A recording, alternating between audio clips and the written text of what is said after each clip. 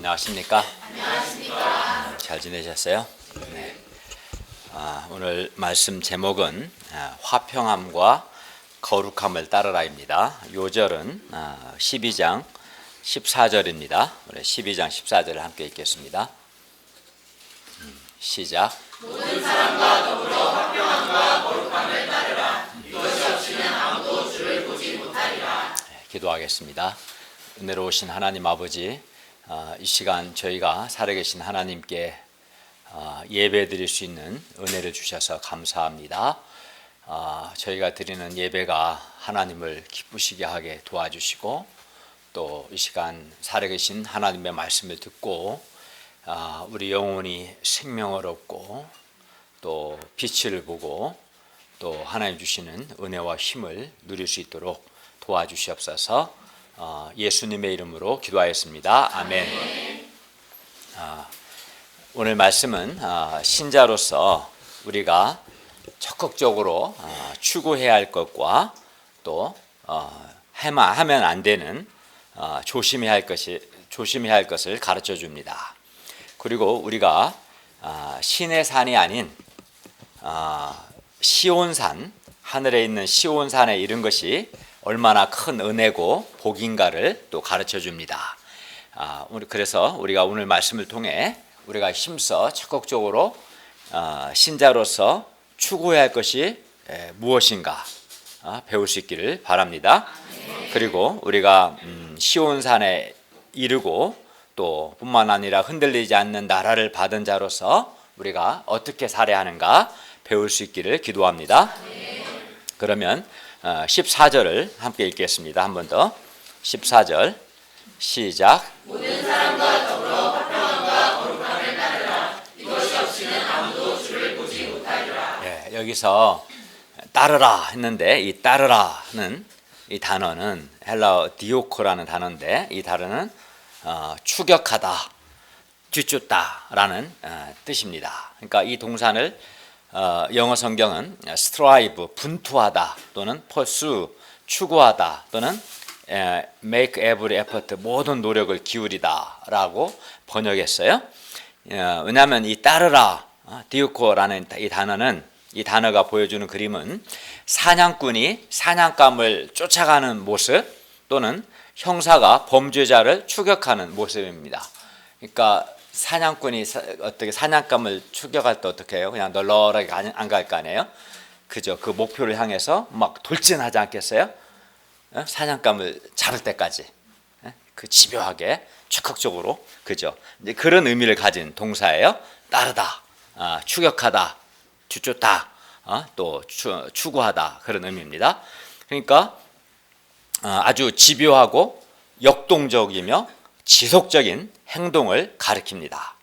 따라서 히브리 성도들은 모든 사람과 더불어 화평함, 그러니까 모든 사람과 화평하게 지내는 거겠죠.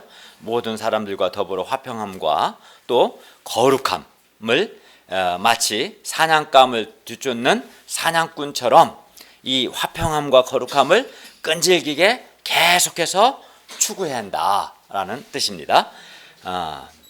저자는 히브리 성도들이 추구해야 할, 따라야 할 목표로서 화평함, 평화죠, 평화.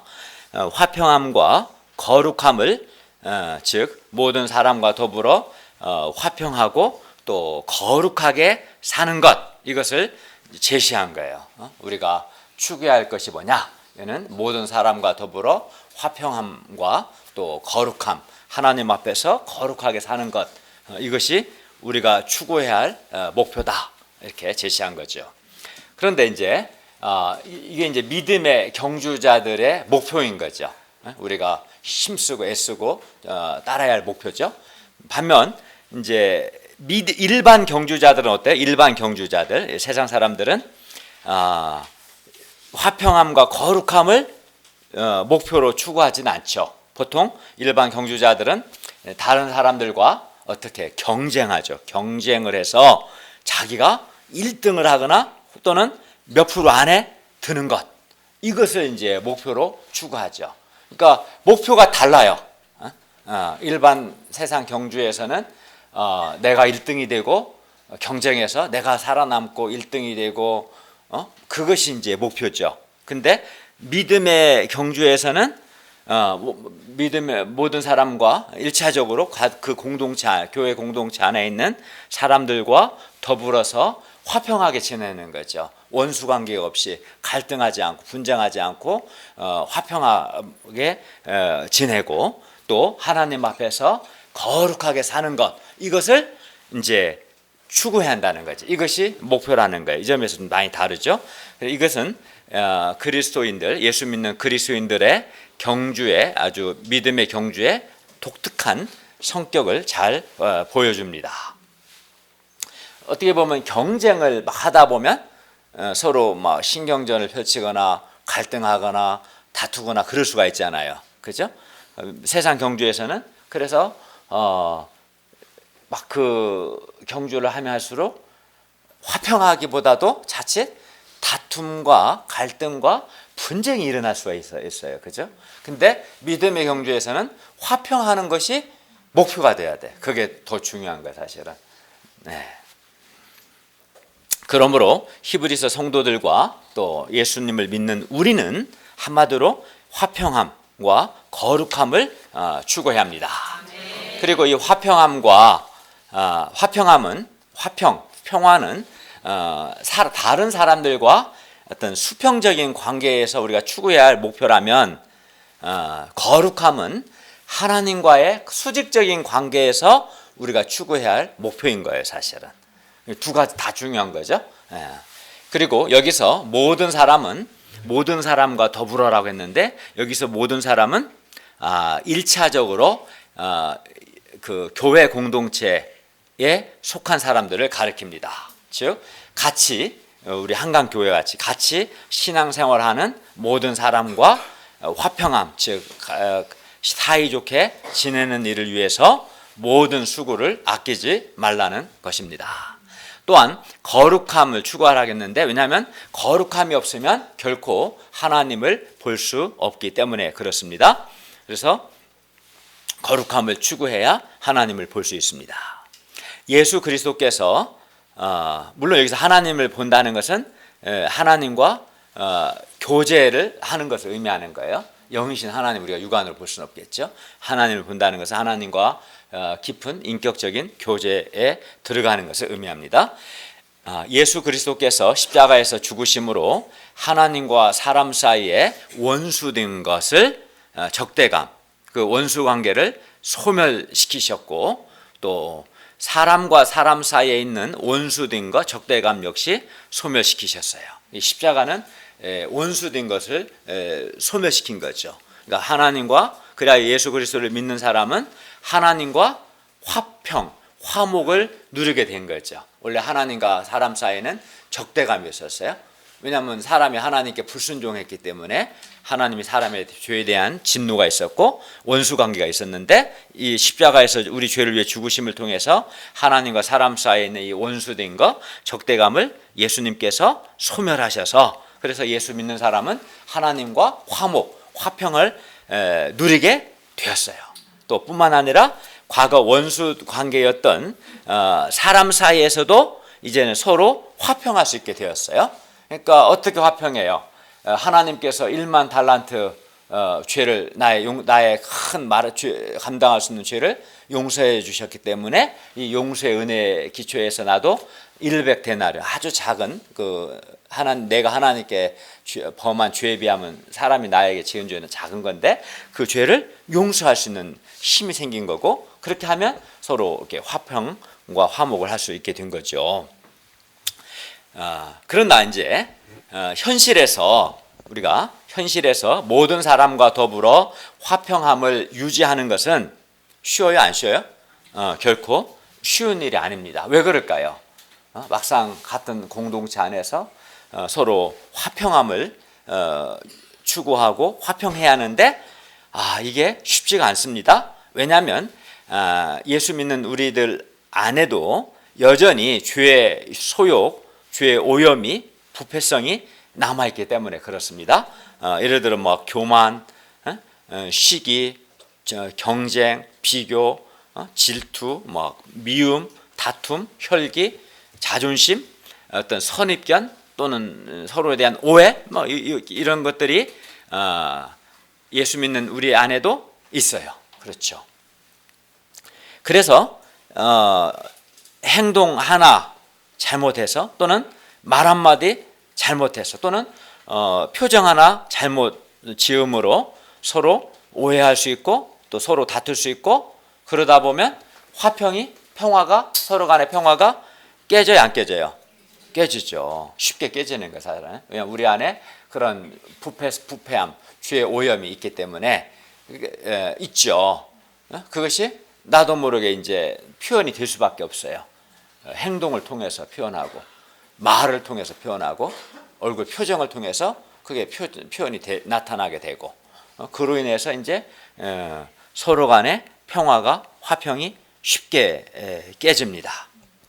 그러니까 모든 사람과 더불어 화평하는 것, 화평함을 추구하라 할 때 이 따르라 이 단어는 아주 맹렬하게 적극적으로 막 꾸준하게 계속해서 추구할 거예요. 왜 그렇게 추구하라고 했냐면 쉽지 않으니까 그런 거예요, 사실은. 그러면 뭐 그 사냥꾼한테 사냥감은 걔는 날 잡아 먹으세요. 그러겠어요? 안 잡히려고 막 걔도 온 사력을 다해서 막 도망갈 거 아니에요. 그러니까 온 힘을 다해서 추격해야 맹렬하게 형사가 범죄자 쫓을 때도 마찬가지잖아요. 그만큼 어떻게 보면은 그 단어를 사용한 것은 또 그만큼 실제로 화평함과 거룩함을 따른다는 것, 추구한다는 것이 쉽지 않다는 것을 전제하는 거예요, 사실은. 그렇게 해야지 않으면 안 돼. 조금 노력해서는 결코 화평함과 거룩함을 따를 수 있어 없어요? 없어요. 없다는 거예요. 그래서 이렇게 모든 사람과 더불어 화평하는 것은 이게 매우 사실 어렵습니다. 그러나 반면 이 화평하는 것은 매우 어려운데 화평이 깨지는 것은 매우 쉬워요. 왜냐하면 행동 하나로 화평함이 깨질 수가 있고, 말 한마디로 화평함이 깨질 수도 있고, 얼굴 표정 하나로 쉽게 화평함이 깨질 수가 있고, 오해 하나로 서로 화평함이 깨질 수 있기 때문에 그렇습니다. 따라서 우리가 모든 사람과 더불어 화평함을 힘써 추구하지 않으면, 즉 마치 사냥꾼이 사냥감을 죽여가듯이 이 화평을 이루고자, 화평하고자 힘을 다해서 계속해서 노력하지 않으면 우리는 교회 안에서든 가정에서든 또는 직장에서든 사람들과 그렇게 노력하지 않으면 화평함은커녕 불화하기가 아주 쉽습니다. 그리고 또 우리는 본성적으로 화평하기보다는 불화하기 쉬운 사람들이에요. 왜냐하면은 예수님이 십자가에서 우리의 죄를 죽으심으로 우리의 죄의 책임은 제거하셨지만 우리 안에의 죄의 오염, 죄의 부패성은 여전히 남아있기 때문에 가만히 있다 보면 자연스러운 행동은 내 안에 있는 그의 부패함이 나타나게 되는 거예요, 사실은. 그래서 참 불화하기가 쉬운 사람들이다. 이거 우리 알아야 돼요. 그럼에도 히브리서 기자는 저자는 뭐라고 말해요? 14절 보면은 모든 사람과 더불어 화평함과 거룩함을 따르라 명령합니다. 왜냐하면 예수님은 십자가에서 자기 자신을 화목 제물로 드리심으로 우리와 하나님 사이를 화목하게 하셨고, 또 이제 그 화목을 바탕으로 우리가 서로 화평할 수 있는 사람들이 되게 하셨기 때문입니다. 그러니까 할 수 없는데 하라고 그러면은 되게 율법적이 되고 힘들죠. 근데 이제는 가능한 거예요. 그러니까 예수님이 없을 때는 이게 화평이 안 돼. 하나님과 사람 사이도 안 되고 사람과 사람 사이도 화평이 안 돼요. 할 수 없어요. 머리로는 알지만 막상 그럴 소원도 없고 그럴 힘이 없어요. 근데 예수님께서 자기를 단번에 십자가에 들으심으로 하나님과 우리 사이를 화평하게 하셨고, 그 화평 기초에서 사람과 사람 사이도 화평할 수 있는 은혜와 힘을 우리에게 주셨기 때문에 우리가 이제 순종하면 얼마든지 더불어, 힘들긴 하지만 더불어 화평함을 이룰 수도 있고 또 하나님과 관계 속에서 거룩함을 추구할 수도 있습니다. 그러므로 우리는 화평하기를 힘써야 합니다. 화평함을 추구하는 것, 이것이 우리 예수 믿는 그리스도인들의 삶의 방향이 돼야 하고 또 목표가 돼야 합니다. 그러니까 예수 믿었으면 이제는 목표가 바뀌어야 돼. 예수 믿기 전에는 뭐 남이 어떻게 되든 나만 잘하려고 하고 이기적이고 자기중심적인 삶을 살고 그 과정에서 사람들에게 막 상처 주고 그렇게 했는데, 그러면 이제 이게 예수님 믿었으면 바뀌어야 하는 거지. 이제는 목표가 화평함, 사람들과 화평함과 또 하나님 앞에 거룩하게 사는 것, 이것이 목표가 돼야 하는 거예요. 예수 믿기 전에는 거룩함을 희생하고 포기해서 부자가 되고 권력을 얻고 돈을 얻기 위해서 불의한 짓도 하고 했는데 바뀌어야 하는 거죠. 근데 사실 우리는 화평은 우리가 하나님의 통치를 드러내는 하나의 표식입니다. 우리가 교만, 시기심, 비교의식 또는 자기중심성, 이기심, 원망하고 불평하는 마음, 또 비난하는 마음 등을 철저하게 회개하고 하나님의 통치, 하나님의 다스림을 받을 때, 그러니까 우리가 하나님의 통치를 받는다는 것은 막연한 게 아니라 하나님 말씀에 순종하는 거예요. 하나님의 말씀에 순종하는 것을 통해서 우리는 하나님의 통치를 받는 거죠. 예. 그래서 이렇게 하나님 말씀 순종을 통해서 하나님의 통치를 받을 때 우리 안에 화평, 평화가 임합니다. 그러니까 내 안에 있는 그 욕심, 이기심, 또 자기의, 불평하는 마음, 원망하는 마음, 비난하는 마음, 이러한 죄악들을 철저하게 회개하고 하나님 말씀에 순종하는 하나님의 통치를 받으면 우선은 내 안에 하나님이 주시는 평화가 임하게 되는 거예요. 화평이 임하게 돼요. 그러므로 그리고 이제 더 나아가서 사람과 사람 사이에서도 화평이 이루어집니다. 그러므로 우리가 화평함, 평화를 위해서 죄를 회개하고 하나님의 통치를 받는 것이 아주 중요합니다. 그래야 화평은 우리가 그리스도 안에서 하나님의 통치를 받고 있다는 증거입니다. 그러니까 이 사람들이 과연 하나님의 통치를 받고 있는 사람인지 아닌지 어떻게 알 수 있냐면 그들의 가운데 더불어 화평함이 있는가를 보면, 더불어 화평하면 이 사람들은 진짜 하나님의 통치받는 사람들이구나, 이렇게 알 수 있다는 거죠. 세상을 보면 뭐 교회도 그런 경우도 많긴 한데 그래도 세상을 보면 갈등과 다툼, 분쟁이 없는 곳이 없습니다. 이런 세상에서 우리 교회가 화평할 때 우리는 이 화평을 통해서 우리 교회가 살아계신 하나님의 통치를 받는 교회다라는 것을 증거하게 되는 거죠.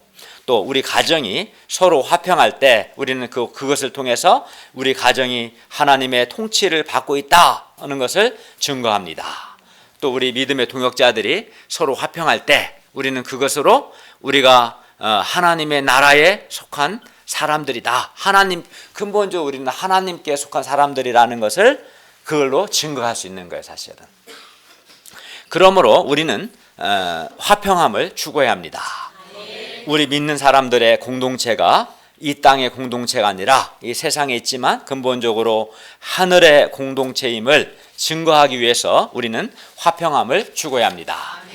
시기, 질투, 또 미움, 다툼, 혈기, 자존심, 선입견, 오해 이 등등을 십자가에 못 박고, 즉 회개하고 적극적으로 말씀 순종함으로 하나님의 다스림을 받아야 합니다. 그때 우리 가운데 내 안에 또 서로 간에 화평함이 이루어질 것입니다. 해보세요. 그렇게 그러니까 적극적으로 노력을 해야 돼요. 사냥꾼이 사냥감을 추격하듯이 적극적으로. 근데 이걸 이제 안 하면 소용없는 거죠. 그게. 그러니까 첫째 먼저는 내 안에 있는 화평을 못하게 하는 것들 있잖아요. 교만, 이기심, 시기심, 자존심, 선입견, 불평하는 마음, 비난하는 마음, 다른 사람을 판단하고 정죄하는 마음, 이런 것들을 철저하게 회개하고 또 적극적으로 살아계신 하나님의 말씀 순종을 통해서 다스림을 받고자 하면은 우선은 내 안에 화평이 이루어지고 또 사람과 사람 사이에 화평이 이루어질 겁니다. 다음으로 우리는 거룩함을 추구해야 합니다. 왜냐하면 거룩함이 없이는 아무도 주를 보지 못하기 때문입니다. 여기서 주를 본다는 것은 주님과 교제하는 것을 의미합니다. 하나님을 보기 위해서, 즉 하나님과 교제에 참여하기 위해서는 우리가 거룩해야 합니다. 그런데 신약 백성들인 히브리 성도들과 오늘 우리는 예수 그리스도께서 십자가에서 자기 몸을 단번에 들이심으로 말미암아 거룩함을 얻었습니다. 우리가 10장에서 배웠죠. 우리는 그러니까 거룩함을 두 가지 차원이 다 있는 거예요. 우리는 이미 거룩함을 얻었고 또 동시에 거룩함을 이루어 나가야 한다. 성경은 완료형과 또 명령형을 다 써요. 거룩함에 대해서 우리는 이미 거룩하게 된 자들이다라고도 하고 동시에 거룩해야 한다라고 명령하게 돼요. 그래서 여기서 거룩함을 얻었다라는 것은 우리가 배운 것처럼 결정적인 성화, 확정적 성화를 가리킵니다. 그러니까 이 말은 뭐냐면 우리가 예수 믿기 전에는 죄가 우리 위에 왕노릇했고 우리는 죄의 통치를 받았어요. 그때는 거룩하게 살고 싶어도 이게 안 돼. 도저히 반복해서 실패하고 좌절하고 절망했어요. 근데 이제는 예수 믿고 우리는 죄의 통치에서 하나님의 통치로 통치 영역이 옮겨져 바뀌었고 또 더 이상 그리하여 이제는 죄가 우리에게 왕노릇하지 못하게 되었어요. 그렇기 때문에 우리는 이제는 힘써서 거룩함을 추구할 수 있게 되었습니다. 과거는 그거 안 됐는데 이제는 가능한 거예요, 사실은. 그래서 이제는 죄에 대해서 죽은 자로 여기고 하나님께 대하여는 살아있는 자로 여기는 삶을 살아야 합니다. 그러니까 적극적으로 자기 지체를 의의 무기로 하나님께 드리는 삶을 살아야 합니다. 그러니까 핑계할 수 없는 거죠. 그러니까 예수 믿기 전에는 거룩함을 추구한다는 것이 불가능했어요, 사실은. 불가능했어요. 죄의 통치하에 있었기 때문에 늘 실패할 수밖에 없었어요. 그러나 예수님 믿는 자랑은 달라요. 예수 믿어도 물론 실패할 때도 있긴 하지만 옛날처럼 매번 실패하지는 않습니다. 왜냐하면 더 이상 죄가 우리 위에 왕노릇하거나 하지는 않기 때문에 그렇습니다. 우리 안에 죄의 오염은 남아있지만 죄의 오염이 있는 것과 죄가 왕노릇하는 것은 전혀 다른 차원인 거예요. 그래서 우리는 얼마든지 적극적으로 회개하고 우리 자신을 하나님께 의의 무기로 드리는 삶을 통해서 거룩함을 추구해 갈 수 있습니다. 그러니까 우리가 살면서 최선을 다해야 할 것들이 많죠. 학생들이 좋은 학점을 얻기 위해서 노력을 해야 하고 또 우리가 나중에 대학 졸업하고 취업하기 위해서 좋은 직장 얻기 위해서도 최선의 노력을 다해야 할 겁니다. 또 시험 준비하시는 분들은 시험에 합격하기 위해서 최선을 다해야 합니다. 그런데 이 모든 일들은 우리뿐만 아니라 이 땅에 사는 사람들이라면 누구나 하는 일들입니다. 그러나 오직 예수 믿는 신자들만이 또 해야 하고 또 할 수 있는 일이 있는데 그것이 바로 오늘 본문이 말씀하는 화평함과 거룩함입니다. 그러니까 화평함과 거룩함은 우리에게 있어서 정말 중요한 것이고 또 우리 그리스도인들만이 할 수 있고 또 해야만 하는 일들이죠, 사실은. 그러니까 우리는 가능한 거예요. 그러니까 화평함과 거룩함은 신자의 목표가 돼야 돼요. 그게 동시에 또 해야 하고 할 수도 있는 거예요. 예수님 안에서. 예수님 바깥에 있는 사람들은 하고 싶어도 사실은 안 됩니다. 그게 불가능해요. 화평함과 거룩함이 불가능해. 그 안에 있는 죄의 오염 문제가 해결이 되지 않고 하나님의 통치가 없기 때문에 불가능해요. 그러나 우리는 죄의 오염이 해결이 됐고 하나님의 통치를 받기 때문에 화평함과 거룩함 추구하는 것이 가능해요, 안 해요? 가능하는 거예요. 이게 다른 거예요, 이게.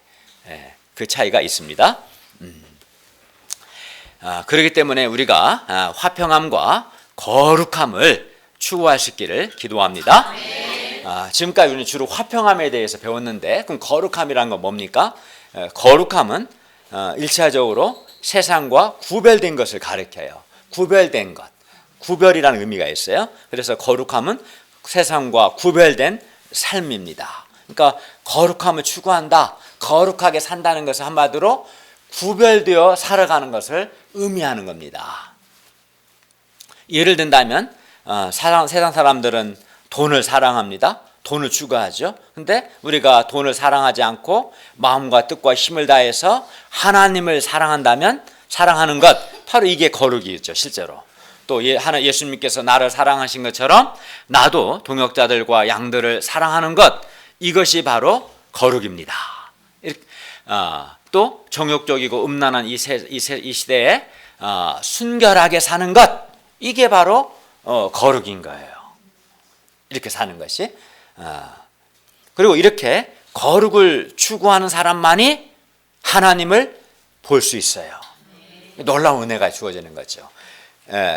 거룩해야 우리가 하나님과 깊은 인격적 교제를 나누는 기쁨을 누릴 수가 있어요. 여러분이 거룩함을 포기하면 하나님을 볼 수 없습니다. 하나님과 교제할 수 없어요. 그걸 아셔야 돼요. 하나님을 잃어버려요. 거룩하지 않는 사람은, 거룩함이 없는 사람은 결단코 하나님을 볼 수 없습니다. 하나님과 깊은 교제 가운데 누리는 기쁨이 없어요. 거룩하지 않기 때문에. 그 거룩함은 굉장히 중요한 거예요, 사실은. 거룩함을 추구해야 합니다. 그리고 이렇게 거룩함을 추구하는 사람은 하나님과 교제하는 기쁨을 누리고 삽니다. 우리가 우리 안에 있는 죄를 회개하고 하나님의 통치를 받음으로 언약 공동체인 이 교회의 특징인 화평함과 거룩함을 힘을 다해 추구할 수 있기를 기도합니다. 그러니까 우리의 추구해야 할 목표가 오늘 말씀을 통해서 분명해질 수 있기를 바랍니다. 동역자들과 양들과 화평하지 않는 사람은 신앙이 안 좋은 거예요. 왜 화평하지 못합니까? 자기 안에 그 교만, 이기심, 판단하는 마음, 정죄하는 마음, 미워하는 마음, 그런 죄악된 것들을 회개하지 않고 하나님의 다스림을 받지 않으니까 화평하지를 못하는 거예요. 그건 잘못된 거죠. 또 거룩함이 없는 것 또한 잘못된 거예요. 이 점에서 이제 신자가 불신자가 다른 점이고 교회 공동체가 세상과 다른 거예요. 우리는 오늘 말씀을 통해서 화평함과 거룩함이 우리의 목표가 될 수 있기를 바랍니다.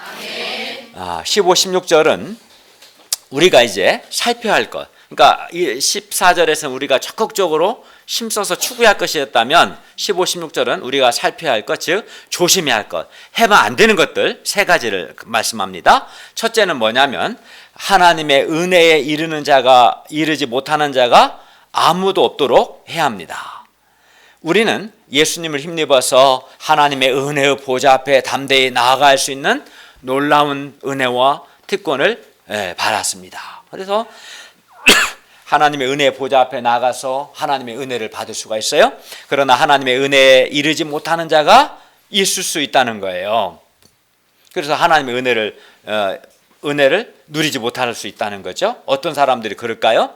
하나님을 불신하는 사람, 또는 교만해서 하나님께 대한 소원을 잃어버리는 사람, 이런 사람들은 하나님의 은혜에 이르지를 못하고 하나님의 은혜에서 떨어져 나가버릴 수밖에 없어요. 그러므로 우리는 우리 가운데 이런 사람이 없도록 서로 관심을 가지고 서로 살펴야 합니다. 안타까운 거죠. 하나님의 은혜에서 떨어져 나가면은 구원도 잃어버리고 하나님의 은혜도 잃어버리는 거죠. 소원이 없으면, 교만해지면, 불신에 빠지면 하나님부터 떨어져 나갈 수 있다는 걸 얼마든지 그걸 조심해야 한다는 거죠. 그런 사람이 없도록. 둘째는 쓴뿌리가 나서 괴롭게 하여 많은 사람이 이로 말미암아 더럽게 되지 않게 해야 합니다. 공동체 안에 쓴뿌리와 같은 악한 사람 한 사람이라도 간과를 하면 온 공동체에 악한 문제들을 일으키게 되고, 또 그 때문에 많은 사람들이 그 한 사람, 쓴뿌리와 같은 한 사람 때문에 많은 사람들이 괴로움을 당하고 더럽혀질 수 있어요. 그리고 이는 거룩함을 추구해야 할 교회 공동체의 심각한 문제가 아닐 수 없습니다. 따라서 히브리서 독자들은 공동체 가운데 그 어떤 쓴뿌리도 돋아나지 않도록 주의를 기울여야 한다고 말씀합니다. 여기서 쓴뿌리라는 것은 쓴 열매를 맺는 뿌리를 가리켜요. 쓴뿌리가 신명기 29장 18절에서는 우상 숭배를 가르쳤다면 우리 히브리서 본문에서는 불신이든 원망이든 불평이든 미움이든 자기중심적이든 뭐가 됐든 교회 공동체의 거룩함을 손상시키는 죄를 가르칩니다. 그걸 쓴뿌리라고 한 거죠. 만일 교회 공동체에 쓴뿌리와 같은 이런 사람이 생겨나면 그 악영향과 또 그로 인한 괴로움은 이루 말할 수 없게 됩니다. 이런 사람이 생겨나지 않도록 서로가 서로를 살피고 이 불신하고 불평하는 말하고 원망하고 미워하고 이러한 쓴뿌리를 우리가 서로 용납하지 않아야 돼요. 그 한 사람을 용납하면 그 한 사람 때문에 많은 사람이 괴로움을 받게 되고 그 한 사람 때문에 공동체가 더럽혀지기 때문에 절대로 용납하면 안 되는 거죠. 사실은 조심하라는 거죠. 셋째는 음행하는 자와 에서와 같이 망령된 자가 없도록 살펴야 합니다. 여기서 음행은 성적인 부도덕을 가리킵니다. 음행하는 자와 또 한 그릇 음식을 위해서 장자의 명분을 판 에서와 같이 망령된 자가 없도록 살펴라고 말씀합니다. 여기서 망령되다는 것은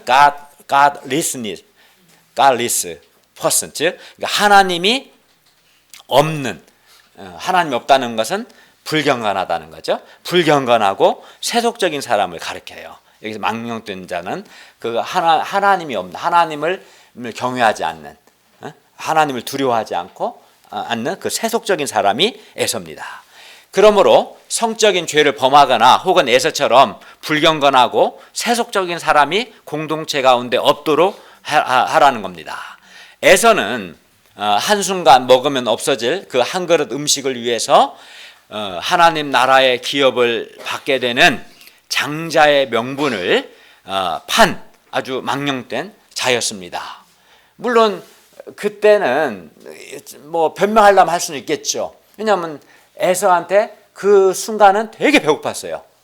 사냥 갔다 와서 배고파 먹을 게 없고 힘든 상황이었기 때문에 그랬겠죠. 그러니까 유혹이 있었겠죠. 그럴 때 뭐 지금 당장 눈에 보이지 않는 장자의 명분 필요 없고 빨리 그 한 그릇 그 음식 좀 달라고 동생 야곱한테 팔아버린 거죠. 에서 같은 사람들의 특징은 하나님으로부터 받은 특권을 귀하게 여기질 않아요. 그리고 별것 아닌 것처럼 취급한다는 거예요. 이런 자가 이 시대 에서입니다. 히브리서 수신자들 역시 지금 당장 직면한 박해를 피하기 위해서 영원한 기업을 소홀히 여기는 망령된 자가 되지 않아야 합니다. 에서는 배가 고파 죽겠는데 그까지 맏아들 장자의 권리가 무슨 소용이냐 하면서 장자의 권리, 장자의 명분, 장자권을 그는 포기했습니다. 이렇게 에서 같은 사람들은 현실적인 유익, 당장 눈에 보이는 세속적인 것들, 예를 들면 뭐 좋은 집이나 좋은 차나 세상에서의 성공 등 당장 눈에 보이는 이 현실적인 유익을 추구해요. 에서 같은 사람들은 눈에 보이는 세속적인 유익을 위해서 영원한 기업, 구원, 영생, 하나님 나라, 또 하나님께 쓰임 받는 것, 이러한 것들을 귀하게 여기지 않고 포기합니다. 바로 그런 사람이 에서입니다. 17절을 보면 에서는 하나님의 축복을 나중에 후회하고 이어받으려고 후에 눈물을 흘리며 구했어요. 제가 잘못했습니다. 다시 한번 기회 주세요. 그러나 에서는 회개할 기회를 얻지 못했습니다. 하나님으로부터 거절을 당했어요. 우리는 이러한 에서를 경고 삼아야 합니다. 우리는 눈에 보이는 세상의 이익에 눈이 멀어서 하나님께서 예수 그리스도를 통해서 주신 영적인 특권, 우리에게 주신 그 구원, 영생, 하나님 나라, 하나님께 쓰임받는 삶 등 이러한 것들을 헌신짝처럼 버려버리는 그러한 일이 없도록 서로를 살펴야 한다고 말씀합니다. 저자는 또 이제는 시내산과 시온산, 여기서 두 개의 산이 나와요. 시내산과 시온산을 서로 대조하면서 히브리 성도들과 오늘 우리가 누리는 특권을 서로 이렇게 비교하고 설명합니다. 그래서 이제 18절부터 21절은 시내산에 대한 묘사고 22절부터 24절은 시온산에 대한 묘사입니다. 다 시자로 시작하는데 전혀 달라요. 시내산은 하나님이 이스라엘과 만난 옛 언약의 장소입니다. 이스라엘은 그때 시내산에서 하나님께서 그들에게 직접 말씀하시는 것을 듣는 것을 무서워하며 두려움에 떨었어요. 그래서 이 시내산, 그때 출애굽에서 이제 광야에 들어가 시내산에 이르렀죠. 이 시내산은 옛 언약과 연관된 땅의 두려움의 자리를 가리키는데 그곳에서 두려웠죠. 반면 시온산은 예수 그리스도를 통한 옛 언약이 아닌 새 언약과 연관된 땅이 아닌 하늘, 두려움이 아닌 기쁨의 자리를 가리켜요. 그러니까 시내산은 어디에 있어요? 땅에 있어요. 시온산은 하늘에 있어요. 시내산에서는 두려웠어요. 그러나 시온산에서는 기쁨이 있습니다. 기뻐합니다. 두려움이 없어요. 이게 대조가 되죠. 그러니까 여기서 말하는 시온산은 지금 이 땅에 있는 산을 가리키는 게 아니라 하늘에 있는 것을 가리켜요. 그러니까 구약시대 이스라엘 백성은 시내산에 강림하신 하나님이 심히 두려워 감히 하나님께 나아가지도 못했고 또 하나님 말씀을 직접 듣지도 못했어요. 직접 들기 너무 두려워서. 그러나 예수 그리스도의 새 언약으로 말미암아 히브리 성도들 또 예수 믿는 오늘날 우리는 시내산이 아닌 시온산, 즉 하늘에 있는 시온산에 임재하신 하나님께 우리는 담대하게 나아가서 기쁨 잔치에 참여할 수 있게 되었습니다. 이게 이제 다른 거죠. 시내산과 우리는 옛 언약의 이스라엘 백성은 어디에 갔어요? 시내산에. 거기서는 두려웠죠. 그러나 오늘 새 언약의 백성 우리는 예수 그리스도로 말미암아 어디로 가요? 시온산. 시온산 어디에 있어요? 땅에서 하늘에 있죠. 거기서는 두려워 안 두렵죠. 기쁨이 있어요. 네. 18절에서 21절을 보십시오. 시내산은 백성들이 손으로 만질 수도 있고 불이 붙는 그 산이죠. 또 침침함과 흑암과 폭풍과 나팔 소리와 말하는 소리가 있는 그런 곳이었습니다. 당시 시내산에서 하나님의 소리를 듣는 자들은 더 말씀하지 아니하시기를 구했으니 이는 짐승이라도 그 산에 들어가면 돌로 침을 당하리라 하신 명령을 그들이 견디지 못했기 때문입니다. 그러니까 거룩하신 하나님께서 시내산 임재하셨고 거룩하지 않으면 그 자리에서 팍 죽는 거예요. 즉사하는 거예요. 굉장히 두렵죠. 그 보이는 바가 이렇듯 무섭기로 백성은 말할 것도 없고 언약의 중재자였던 모세도 뭐라고 말했냐면 내가 심히 두렵고 떨린다라고 말했어요. 언약의 중재자인 모세도 이렇게 심히 두렵고 떨렸으면 백성들은 얼마나 두려웠겠어요. 조금이라도 거룩함을 보이지 않고 망령되이 행하거나 하나님이 정한 산을 좀이나 넘으면 1mm라도 넘어서면 바로 죽습니다. 그만큼 시내산은 두려움의 장소였어요. 사실 그만큼 하나님은 두려운 분이에요. 사람들이 만만하게 여기는데 그렇지 않습니다. 하나님은 정말 두려운 분입니다. 바로 죽일 수도 있습니다. 그 정도 무서운 분입니다.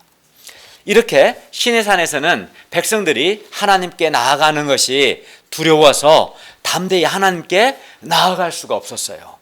그러나 영원하신 성령으로 말미암아 흠없는 자기를 하나님께 드린 예수 그리스도의 피가 우리 양심을 죽은 행실에서 깨끗하게 하셨기 때문에 우리를 온전하게 하셨기 때문에 예수의 피가 우리의 모든 죄를 다 용서하셨기 때문에 시온산에서는 우리가 새 언약의 중보자이신 예수 그리스도를 힘입어 하나님께 담대히 나아갈 수 있게 되었습니다. 이게 이제 결정적인 차이예요. 옛 언약과 새 언약의 차이. 우리가 히브리서 계속 배웠잖아요. 옛 언약의 그 동물의 피, 짐승의 피는 우리를 온전케 할 수 없어요. 우리의 양심을 온전케 할 수도 없고 깨끗하게 할 수 없고 그래서 하나님께 담대히 나아갈 수 없었어요. 그러나 예수 그리스도의 피, 영원하신 성령을 말미암아 자기를 단번에 들으신 예수의 피는 예수님이 십자가에서 우리 죄를 위해 흘리신 그 피는 우리를 온전케 하고 우리의 양심을 깨끗게 해서 이제는 우리가 담대히 하나님께 나아갈 수 있게 되었습니다.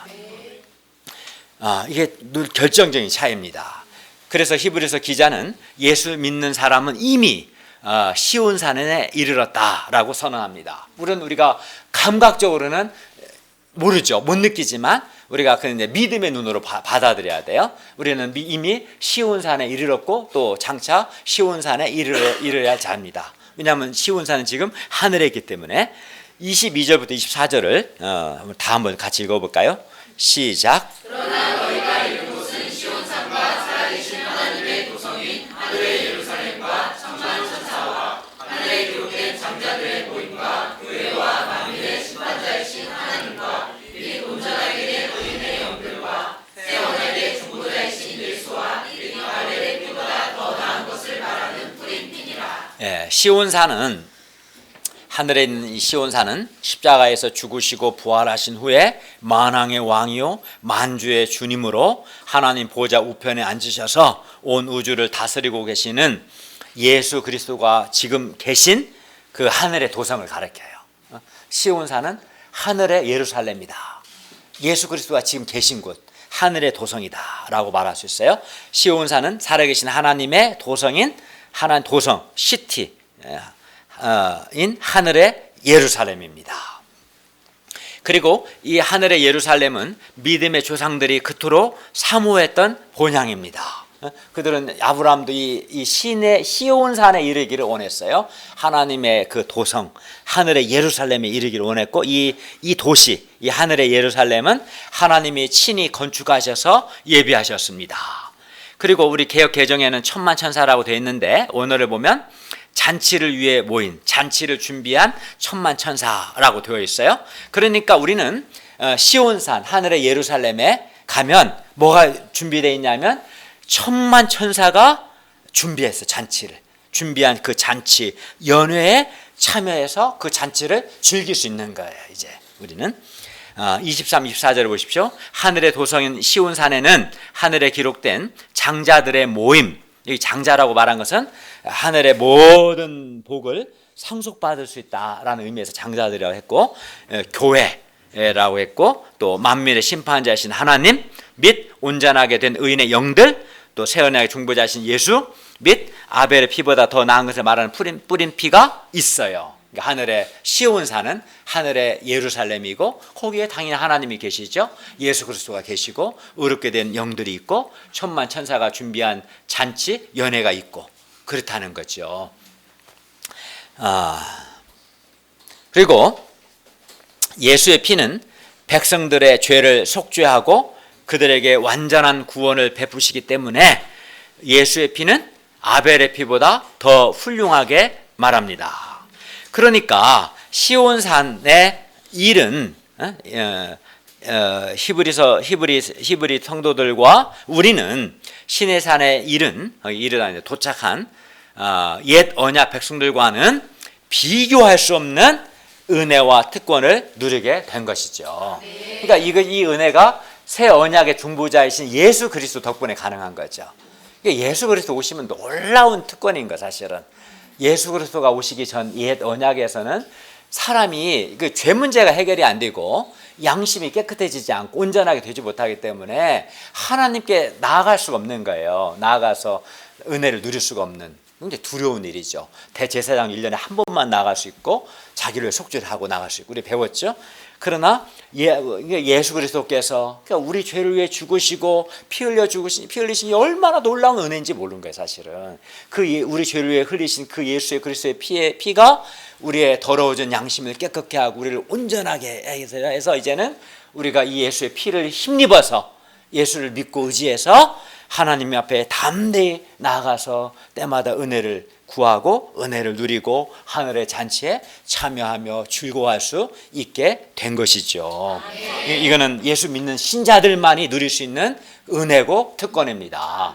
이 하늘의 잔치는 예수 믿지 않는 사람 못 가요. 청와대는 뭐 돈이 권력 있으면 가겠지. 근데 대통령도 하늘의 연회에는 참석할 수 없는 거. 예수 그리스도를 믿는 자만이 갈 수 있어요. 예수님을 믿는 우리는 언제든지 하나님께 담대하게 나아가서 때를 따라 돕는 은혜를 얻을 수 있고 은혜를 받을 수 있고 또 하늘의 천만 천사가 준비한 하늘의 연회에 참석해서 마음껏 즐길 수가 있고 또 우리는 예수님의 형제로서 하나님의 주신 모든 하늘의 모든 복을 상속할 수 있는 장자의 지위를 가지게 되었습니다. 그러니까 우리는 하늘의 상속자들인 거예요. 상속자들. 장자들의 모임이란 말은 하늘의 복의 상속자들이다. 그러니까 재벌 상속자 부러워하는데 부러울 아무것도 없어요. 우리는 하늘의 상속자들이기 때문에 그렇습니다. 그렇기 때문에 히브리 이걸 안다면 이 본문을 읽게 될 히브리 그 성도들은 유대교로 돌아갈 필요가 있겠어요? 없겠어요? 없죠. 뿐만 아니라 오늘 우리도 어때요? 우리가 이런 놀라운 시온산에 이르렀다. 이 놀라운 복을 받은 우리는 세상 사람들을 부러워하거나 세상 것을 기웃거릴 필요가 있어요? 없어요? 없죠. 이걸 알아야 돼요. 사실은 우리가 예수 그리스도의 피로 말미암아 시온산에 이른 것이 얼마나 놀라운 은혜고 복이고 또 하늘의 상속자인가, 그걸 아는 사람은 세상 것에 기웃거릴 필요가 없는 거죠. 그걸 모르니까 그러는 거죠, 사람들이. 그래서 22절 상반절은 말합니다. 그러나 너희가 이른 곳은 시온산, 우리가 시온산에 이르렀다 이렇게 말해요. 그러므로 예수 믿는 신자들은 이 시온산에 나아가는 경험을 이미 누리고 있다는 것입니다. 실제 우리가 이미 하나님 앞에 담대히 나아가는 은혜 누리고 있잖아요. 예. 물론 시온산은 예수 믿는 신자들의 신앙 여정의 궁극적인 목표입니다. 하지만 그 궁극적인 목표는 단지 미래적일 뿐만 아니라 예수 그리스도의 완전한 희생제사를 통해서 하나님께 나아가는 특권을 누리는 그리스도인들의 현재적 경험이기도 합니다. 그래서 우리가 신약 성경 읽을 때 이 구두가 중요해요. Already, not yet. 그러니까 already라는 이미라는 말이잖아요. not yet, 아직 아니라는 말인데, 그러니까 우리는 already, 이미 시온산에 이르렀다. 구원을 받았으니까. 근데 아직 not yet, 아직 이 구원이 완성되지는 않은 거지.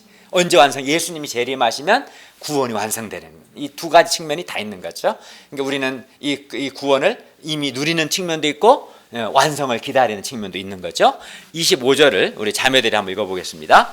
시작. 너희는 상과 말씀하신 이를 거역하지 말라. 땅에서 경고하신 이를 거역한 그들이 피하지 못하였거든. 하물며 하늘로부터 경고하신 이를 배반하는 우리일까 보냐. 옛 언약 시대에 하나님께서는 땅에서, 신의 산 땅에 있잖아요. 그래서 땅에서 경고하셨지만 새 언약 시대에 하나님은 하늘, 시온산은 지금 하늘에 있으니까 하늘로부터 경고하셔요. 그러니까 땅에서 경고하신 분을 거역했던 옛 언약 시대, 광야 시대, 신의 산 시대 사람들 세대는 하나님의 심판을 피하지 못했습니다. 하나님을 거역했을 때 하나님의 심판을 받았어요.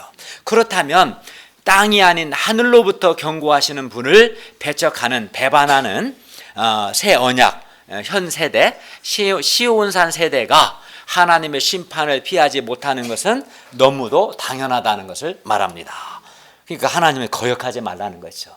땅에서 경고하심을 받았을 때, 거역했을 때 심판받았는데 지금 하늘에서 경고하는 음성을 니네들이 거역하면 심판받지 않겠느냐는 거예요. 26절을 보십시오. 하나님께서 시내산에서 말씀하신 그때에는 그 하나님의 소리가 온 땅을 진동했어요. 진동했단 말은 뒤흔들었습니다. 그러나 이제는 하나님께서 마지막 때에 또 한 번 땅만 아니라 하늘도 진동할 것이다. 진동하게 할 것이다. 말씀하셨습니다. 약속하셨습니다. 그래야 하나님께서 땅과 하늘을 진동하게 하실 때 이제 그게 남아있는 거죠. 땅과 하늘을 진동하게 하실 때가 남아있는데 그때 사람이 땅에서 쌓은 모든 것들, 모든 업적들이 다 무너지고 사라질 것입니다. 저기 진동한다는 것은 없어진다, 사라진다는 의미예요. 27절을 보십시오. 또 한 번, yet once more라는 말인데 아직 한 번 더 남았다는 거죠. 이는 반복되지 않는 하나님의 결정적인 종말론적 행위를 가리키는데, 즉 진동하지 아니하는 것, 즉 흔들리지 않는 것들을 뭐겠어요? 하나님 나라죠. 진동하지 않는 것, 흔들리지 않는 것은 이것을 영원히 보존하기 위해서 영원히 남아있게 하시려고 진동하는 것들, 흔들리는 것들 뭐겠어요? 세상에 있는 하나님이 만드신 것들, 이 창조 세계죠. 창조된 것들을 변동하게 하십니다. 즉 변동하게 한다는 말은 없애버린다는 뜻입니다. 그러니까 하나님께서 만드신 모든 것, 땅에 있는 모든 것이 다 진동할 때가 있다는 거죠. 마지막 예수님 오실 때 진동합니다. 흔들린다, 사라진다고 말씀합니다. 땅에서 열심히 노력해서 쌓은 것들이 진동하고 흔들리고 사라질 때 얼마나 허무하겠습니까? 그게 남아있다는 거예요. 또 한 번이라면 한 번 지금 그게 결정적인 그 행위가 남아있다. 땅에 있는 것들은 근본적으로 진동하는 것들입니다. 흔들리는 것들이고 사라지는 것들입니다. 예수님이 오실 때 땅에 있는 것들은 진동하게 될 겁니다. 흔들릴 것이고 완전히 사라질 겁니다. 28절을 보십시오. 그러나 예수님을 믿는 우리는 흔들리지 않는 나라, 진동하지 않는 나라를 받은 사람들입니다. 이게 다른 점이죠. 그러니까 세상에 있는 사람들은 거기서 얻은 모든 것들이 세상에 있는 모든 것이 진동하고 흔들리고 없어져 버리겠죠. 그러나 우리 예수 믿는 우리는 흔들리지 않는 나라, 진동하지 않는 나라, 영원한 하나님 나라를 받은 사람들이다. 그러므로 히브리서 기자는 우리 그리스도인들을 어떻게 살아야 한다고 말씀합니까? 28절과 29절을 보십시오. 그러므로 우리가 흔들리지 않는 나라를 받았은즉 은혜를 받자. 이 은혜를 받자는 말은 감사를 하자, 감사를 드리자는 말인데, 이로 말미암아 경건함과 두려움으로 하나님을 기쁘시게 섬기자. 왜냐하면 우리 하나님은 소멸하는 불이시기 때문이다. 우리는 이미 흔들리지 않는 나라를 받았기 때문에 이게 이제 세상 사람과 결정적인 차이죠. 그래서 첫째는 하나님께 감사해야 하고, 둘째는 경건함과 두려움으로 하나님을 기쁘시게 섬겨야 합니다. 즉 하나님께서 기뻐하시는 예배를 드려야 합니다. 흔들리지 않는 나라를 받은 우리는 마땅히 하나님께 감사를 드려야 합니다. 그러니까 세상 사람들은 자기가 열심히 노력해서 세상에서 흔들리는 것들을 받은 거지, 진동할 것을 받은 거지, 장차 없어질 것을 받은 거죠. 반면에 우리는 예수 그리스도로 말미암아 흔들리지 않는 영원한 하늘의 복, 하나님 나라를 받은 자들이고, 그렇기 때문에 우리가 하나님께 감사하는 것이 마땅하다 말씀합니다. 하나님께 감사가 넘쳐야 합니다. 구원의 은혜를 받고 또 흔들리지 않는 하나님 나라를 받았으면서도 하나님께 감사하지 않는 것은 아주 잘못된 것입니다. 땅에서 예를 들면 지진이 일어났어요. 다른 모든 집들이 막 진동하고 흔들리고 무너지고 그래서 사람도 깔려 죽었어요. 근데 내가 있는 집은 하나도 끄떡없어요. 1mm의 오차도 없이 흔들리지 않아요. 흔들리지 않는 집이에요. 그러면 감사해 안 감사해요? 이런 거예요 사실은. 네. 근데 어떤 사람은 원망과 불평이 많은데 이는 아주 악한 겁니다. 감사하지 않는 자는 악한 자들입니다. 소멸하는 불이신, 불태워버리시는 하나님께서 감사하지 않는 자들을 불로 태워버리실 겁니다. 우리가 현실의 어려운 점들만 생각하므로 힘든 것만 생각하면 불평하기 쉽죠? 불평하거나 감사 없이 살 것이 아닙니다. 우리가 하나님께 받은 구원의 은혜, 또 흔들리지 않는 하나님 나라를 받은 은혜를 기억하고 감사를 넘치게 할 수 있기를 바랍니다. 세상에 사는데 어려움이 있죠. 왜 없겠어요?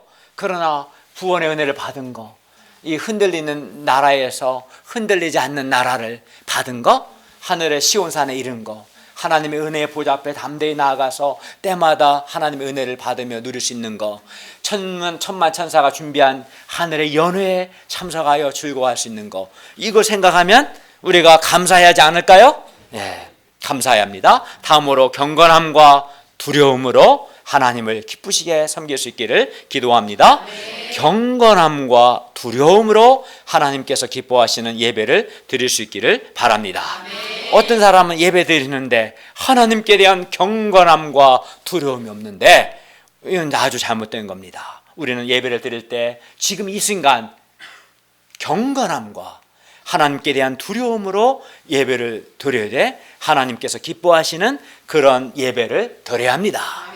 경건함과 두려움이 없는 예배는 아주 잘못된 예배고 하나님이 기뻐하지 않습니다. 예배를 드리는 자는 하나님께 대한 경건함과 두려움으로 예배를 드려야 마땅합니다. 결론입니다. 우리가 새 언약 백성의 특징이라 할 수 있는 모든 사람과 더불어 화평함과 거룩함을 힘써 추구할 수 있기를 기도합니다. 그리고 시온산, 즉 살아계신 하나님의 도성인 하늘의 예루살렘과 또 천만 천사가 준비한 하늘의 잔치와 또 하늘의 모든 복을 상속받을 수 있는 장자의 주의를 가진 자답게, 그리고 또 뿐만 아니라 흔들리지 않는 나라를 받은 사람답게 우선은 하나님께 감사가 넘치고 다음으로 경건함과 두려움으로 하나님을 기쁘시게 섬기고 하나님을 예배하는 삶을 살 수 있기를 기도합니다. 기도하겠습니다. 은혜로우신 주님, 오늘 말씀을 통해서 우리가 세상 경주자들과 달리 믿음의 경주를 하는 우리 신자들이 정말 힘을 다해서 추구할 것이 화평함, 모든 사람, 교회 공동체 안에 있는 모든 사람과 더불어 화평하는 것과 또 하나님 앞에서 거룩하게 사는 것임을 가르쳐 주셔서 감사합니다. 우리가 이제부터는 정말 힘을 다해서 화평함과 거룩함을 따르게 도와주시옵소서. 또 하나님께서 우리를 예수 그리스도의 피의 은혜로 구원하시고 시온산에 이르러서 때마다 하나님의 은혜의 보좌 앞에 담대히 나아갈 수 있고 하나님의 은혜를 받을 수 있고 하늘의 잔치에 참여할 수 있고 하늘의 모든 복을 상속받을 수 있고 이 세상 흔들리는 세상 나라에서 흔들리지 않는 하나님 나라를 상속받게 해주셔서 감사합니다. 우리가 세상에 힘든 일도 있지만 감사가 넘치게 하게 해주시고 또 하나님이 기뻐하시는 그러한 예배를 경건함과 두려움으로 드리게 하여 주시옵소서. 예수님의 이름으로 기도하였습니다. 아멘.